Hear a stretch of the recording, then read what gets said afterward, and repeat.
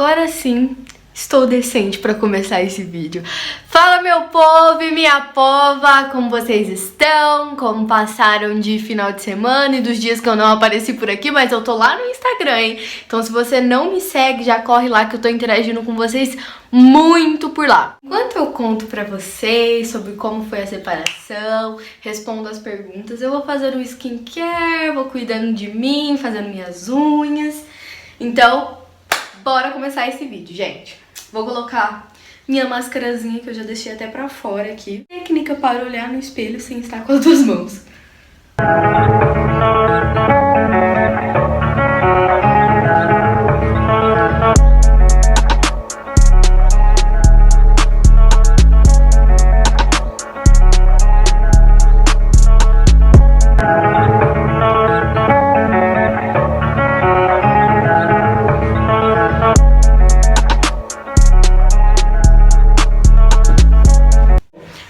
Citarmos nomes, nós iremos usar falecidos, sabe?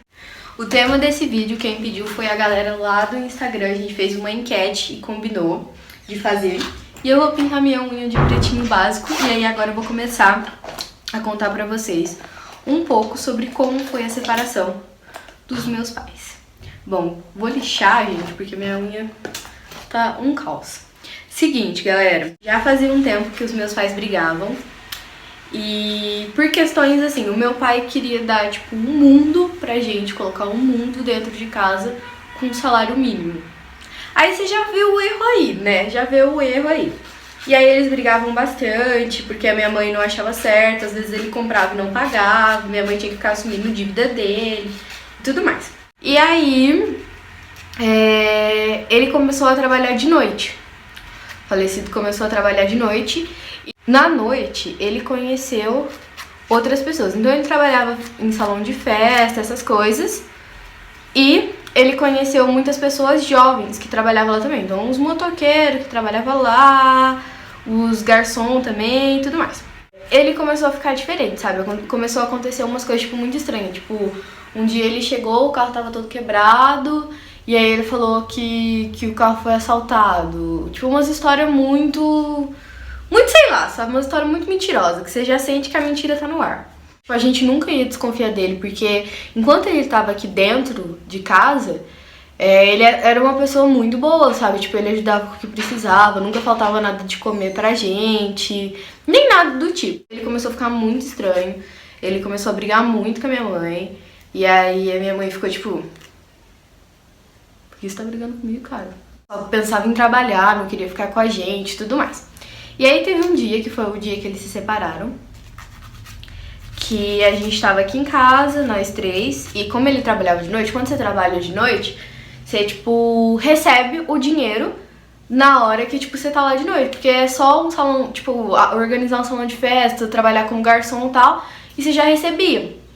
E aí, ele chegou, e aí no outro dia de manhã, a minha mãe pediu pra ele levar meu irmão pra cortar o cabelo. E aí ele foi super grosso com ela, respondeu super grosso e falou que ele não tinha dinheiro. A minha mãe pegou o dinheiro dela e deu pra ele cortar. E aí quando a gente tava na casa da minha avó, agora olha pra vocês verem como a pessoa é pilantra. E aí a gente chegou lá na minha avó, o salão era perto da casa da minha avó.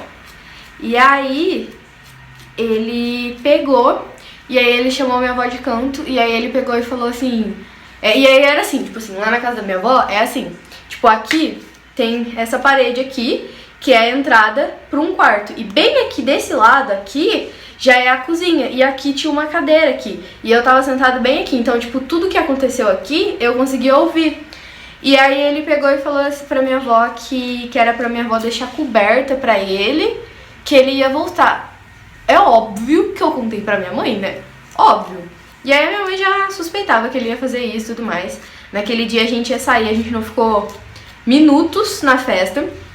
E aí quando a gente chegou em casa, foi de madrugada, ele aumentou o barulhinho do celular no último do WhatsApp. E aí, né, tipo, pra chamar a atenção da minha mãe. E aí minha mãe foi lá, lógico, né, falar pra ele abaixar. Detalhe, os dois, tipo, não tava dormindo na mesma cama. E aí... a minha mãe ficou pé da vida. E aí, tipo, falou assim, com quem você tá falando uma hora dessa da noite? Tá com essa mandação de áudio aí, esse coisa que não para de apitar e tal. E aí a minha mãe, por ter questionado ele pegou e falou assim, eu não te devo satisfações. Aí a minha mãe falou assim, deve sim, ó, enquanto você estiver morando aqui debaixo do meu teto, você deve. Aí ele falou, então eu não tô morando mais debaixo do seu teto. E ele foi embora, sem mais nem menos, tipo, pegou as coisas dele e foi embora, sabe? Eu lembro que eu e as crianças acabamos acordando, né, eu e os meus 2 irmãos, acordamos no meio da briga e aí as crianças já veio tudo pro meu quarto e a gente orava muito e tudo mais. E aí eu lembro que eu sempre fui muito apegada com o falecido, porque a minha mãe, ela sempre trabalhou muito. Então, às vezes minha mãe chegava, ela chegava de noite, eu já tava dormindo, porque no outro dia eu tinha que acordar cedo pra ir pra escola. E aí, tipo, não era uma relação de mãe e filha, entendeu? E aí, eu tinha essa relação que eu não tinha com a minha mãe, eu tinha com ele. Porque ele sempre chegava mais cedo do trabalho, eu ficava com ele aqui e tudo mais. E aí, eu fiquei, meu Deus, o que eu vou fazer na minha vida? E aí eu chorei muito. E aí eu lembro que eu cheguei a ajoelhar nos pés deles e pedi, por favor, não vai embora, não me abandona, nananã. E ele cagou pra mim, cagou. Ele foi embora mesmo, tipo, sem dó nem piedade. E aí depois, quando passou o tempo, a gente foi descobrir que, tipo, todas as coisas que estavam acontecendo antes, tipo, dessa história do carro ser roubado, essas coisinhas aí que ele ficou contando, era tudo mentira, era coisa que ele tava junto, ele tava de narquia com os moleque e tudo mais. E aí a gente descobriu. Uma das perguntas que vocês mais fizeram foi se eu mantenho contato com meu pai. Eu não mantenho. Não porque eu não quero, mas é porque ele não faz questão. Então, se ele não faz questão, eu faço menos ainda, né? E a gente não se fala, a gente não se vê. Acho que já faz uns 4 meses que a gente não se vê. A gente não se viu no Natal, não se viu... Nossa, faz muito tempo que a gente não se viu. E quando ele resolve vir ver a gente, ele fala que vai vir. E aí ele fica enrolando o dia inteiro. E aí quando chega de noite ele fala que ele tá trabalhando e que ele não pode vir, inventa 1000 desculpas, 1000 poréns, 1000 coisas do porquê ele não pode vir ver a gente. Eu tenho contato da família dele, assim, principalmente com a minha tia, que é a irmã dele, que ela é um amor de pessoa, sabe? O que ele não faz pra gente, sabe? Ela faz, ela quer estar perto, ela quer saber se a gente tá bem e tudo mais. Por ele, nem aí, né? Mas pra ele até que tá bom, né? Porque não tem despesa com os filhos. Paga só 300 reais de pensão. Porque, gente, só a minha casa é 600 pau, entendeu? Só a minha casa. E ele dá 300 reais. Não é nem 300 reais pros 3. É 300 reais, tipo, 100 reais pra cada, entendeu? E ele acha que tá arrasando, e pra ele tá ótimo, né? Não tem nenhuma outra dívida, pode gastar com o que ele quiser, fazer o que ele quiser, né? Pra vocês verem como são as coisas, né? A gente mora com a pessoa durante anos debaixo do nosso teto e não sabe quem é ela. Muita gente pergunta como que a gente reagiu quando ele foi embora, nos outros dias e tudo mais. No começo a gente sofreu muito. Nossa, foi... assim, assustador o tanto que a gente sofreu, porque a gente não se imaginava nessa situação. E aí os meses foram passando, a gente amadureceu com essa situação, ele só foi afastando da gente, a gente retribuiu se afastando também. E aí a gente parou de insistir pra ele vir, a gente parou de forçar as coisas com ele e pronto, simplesmente aconteceu.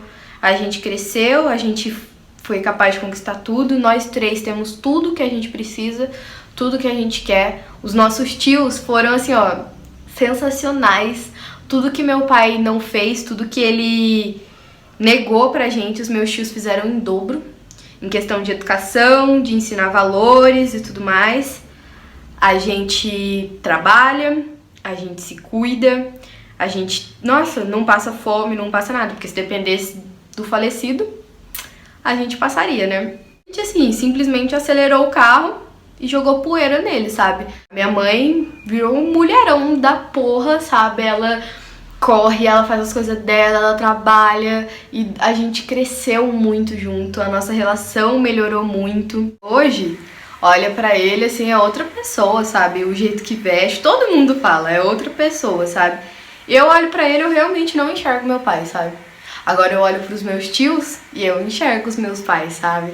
Eu sei o valor que eles têm pra mim, cada um deles que tava ali com a gente, sofrendo. Eu acho que o que a gente amadureceu, sabe? Eu acho que a gente não saiu perdendo nada, porque a gente amadureceu muito, sabe? A gente aprendeu amor, a gente aprendeu carinho, a gente aprendeu a crescer, a gente aprendeu a lidar com situações difíceis. A gente tem uma maturidade muito diferente das outras pessoas, uma vivência muito diferente das outras pessoas. E isso faz a gente ser, sabe, uma família admirada, sabe? Todo mundo que conhece a nossa história, que sabe o que a gente passou, admira muito a gente, sabe? Admira muito, muito, muito.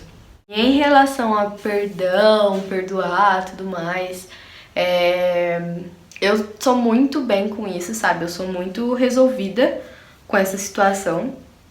E eu acho que quem tem que se perdoar é ele, quem tem que ver que errou foi ele. Só que ele tem que tomar cuidado, porque o dia que ele aparecer aí pode ser tarde demais. Ou talvez já seja tarde demais. É isso, gente. Contei um pouco pra vocês da minha experiência. Tô aqui rebocando as unhas. Eu espero muito que vocês tenham entendido um pouco sobre como foi. Quero muito contar mais histórias aqui pra vocês se identificarem e entenderem que tá tudo bem, sabe? Se você olhar pra gente hoje, olha tudo que eu conquistei. Eu tenho vários cursos profissionalizantes, eu corri atrás, eu fiz diferente e eu sofri muito, sabe? Então nenhum sofrimento é eterno, porque no outro dia você vai acordar bem, você vai acordar mais forte. Pra falar a verdade, eu acho que eu até gosto de sofrer, porque você sofre assim, no outro dia aquilo te dá um gás, sabe? Um gás de vida, um gás de... sei lá, eu já acordo escutando. A vida é boa pra caralho, nem sei por que eu tô chorando. Eu tenho 20 e poucos anos e não vou parar aqui.